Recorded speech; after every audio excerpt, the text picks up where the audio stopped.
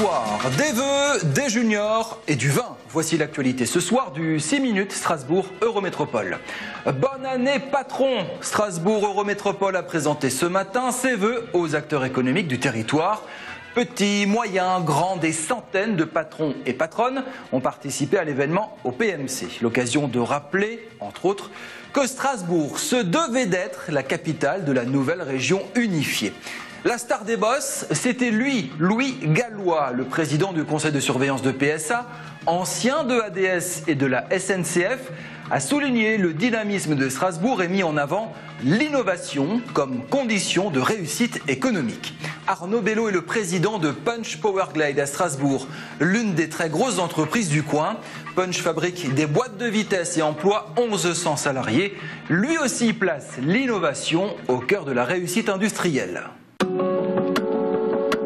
Nous avons investi ces 2 dernières années 160 millions d'euros pour la mise en fabrication d'une nouvelle boîte de vitesse automatique à 8 rapports. Et ce qu'on souhaite, c'est qu'on monte en puissance dans l'utilisation des capacités pour la fabrication de cette nouvelle boîte de vitesse. À partir du moment où on vient avec de l'innovation, des investissements, je suis confiant qu'il y a encore la place pour pouvoir produire, investir et produire en France dans les années qui viennent. Et si vous faisiez appel à une junior entreprise, Physique Strasbourg Ingénierie est la petite entreprise des élèves de l'école Télécom Physique à Strasbourg. Encore le nez dans les bouquins, des jeunes gèrent également une petite structure associative pour se frotter au monde réel de l'entreprise. Devis, commandes, cahiers des charges, une trentaine d'étudiants conçoivent des applis mobiles et des sites web comme les grands, comme de vrais sous-traitants pour bien moins cher. L'objectif est de professionnaliser l'équipe. Des entreprises ont déjà eu recours à leurs services. Physique Strasbourg Ingénierie veut, comme n'importe quelle autre société, développer son activité. C'est essentiellement des PME et des auto-entrepreneurs qui viennent solliciter nos prestations. Nous avons cette année 7 missions qui ont été effectuées. Les étudiants qui travaillent pour ces projets sont formés, sont encadrés par les professeurs de l'école. Nous proposons un travail de qualité, un suivi de qualité aussi, parce que les chefs de projet qui travaillent sur ces projets sont formés à la gestion de projet. Les recrues que nous avons dans notre association suivent des formations de qualité, de trésorerie, de cadre légal. Et donc nous proposons avant tout un travail de qualité.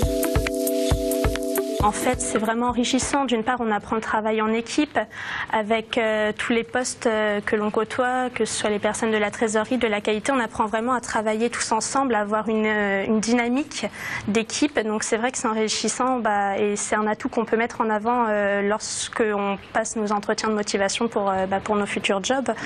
Et évidemment, après, on est au contact de professionnels. Lorsqu'on fait nos rendez-vous clients, on est confronté à de réelles contraintes. On peut leur apporter une aide significative qui peut être un atout pour nous aussi. C'est dans les deux sens en fait.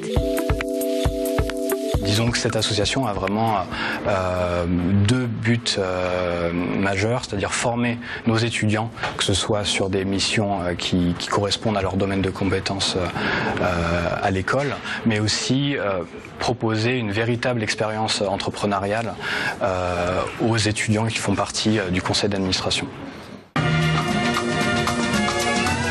C'est un monument historique qui a été déplacé hier soir à la cave des Hospices civils de Strasbourg. Le plus vieux vin au monde, en blanc alsacien de 1472, a été transvasé dans un tonneau tout beau, tout neuf. Le fût âgé de 250 ans fuyait. Le nouveau tonneau a été offert par l'entreprise Radou. Il a nécessité 200 heures de travail. À l'ancienne, à la main. Ça ne se fait plus aujourd'hui, le fût ovale en forme d'œuf. Le bonhomme avec la médaille est meilleur ouvrier de France, l'un des 2 concepteurs du nouveau fût. C'est ni plus moins une tranche d'œuf qui est coupée. Et donc ce produit a été refait à l'identique. Nous avons commencé avec mon collègue, qui est compagnon et meilleur ouvrier de France, au mois de septembre, ce qui a donné à peu près jusqu'à début décembre 200 heures de travail, entièrement à la main. Ce tonneau fait 450 litres et pèse à vide à peu près 120 kilos. Et voici le deuxième compagnon du devoir, écoutez-le, il est perché. On a beaucoup perché. ça c'est notre langage. Et les traits sont dans l'infini, certains traits, parce qu'on partait d'une photo, c'est-à-dire qu'on n'avait aucune référence. Et après c'est l'inspiration de Monsieur Gouraud qui avait vu le sujet sur place, l'original qui est à côté. Et par transmission de pensée, et on est habitué à travailler ensemble, à deux on a réussi à réaliser l'œuvre. Ça demande quand même pas mal de réflexion. Le plus vieux vin du monde est donc un vin blanc alsacien qui a plus une couleur caramel aujourd'hui.